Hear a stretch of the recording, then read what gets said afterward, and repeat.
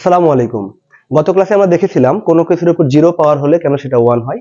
আজকে আমরা দেখার চেষ্টা করব যে ওই যে কোনো কিছুর উপর জিরো বলেছিলাম তার মধ্যে জিরো ইনক্লুডেড আছে কিনা, মানে জিরোর পাওয়ার জিরো হলে সেটাকে 1 লেখা যায় কিনা, যদি লেখা না যায় তাহলে কেন যায় না। চলো একটু দেখার চেষ্টা করি। তো আমরা সেদিন দেখেছিলাম যে কোনো কিছুর উপর জিরো, এই জিনিসটাকে আমরা এভাবে ভেঙে লিখতে পারি যে x to the power zero সমান হচ্ছে x to the power 1 minus 1।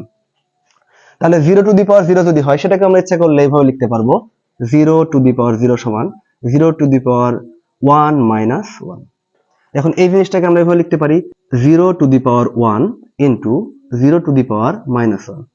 তাহলে যেহেতু গুণ অবস্থায় আছে তাহলে আমরা এটাকে জিরো টু দি পাওয়ার 1 মানে হচ্ছে জিরো, জিরোর উপর পাওয়ার তুমি জিরো বাদে যাই দাও না কেন সেটা কিন্তু জিরো হয়ে যাবে। তো জিরো দিলাম।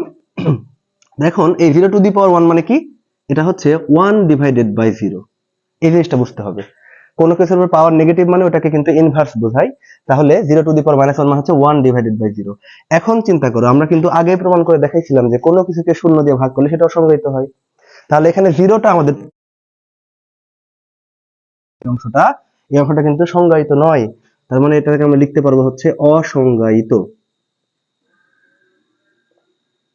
তাহলে জিরোকে যদি আমরা অসংজ্ঞায়িত কোনো কিছু দিয়ে গুণ করি তাহলে পুরো জিনিসটা কিন্তু হয়ে যায় অসংজ্ঞায়িত।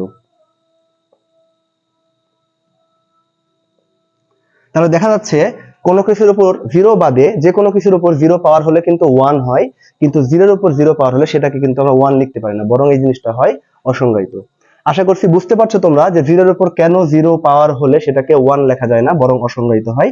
এই ধরনের আরো ম্যাথমেটিক্যাল ট্রিক জানতে আমাদের পেজ এবং চ্যানেলে ফলো এবং সাবস্ক্রাইব করে কানেক্টেড থাকো।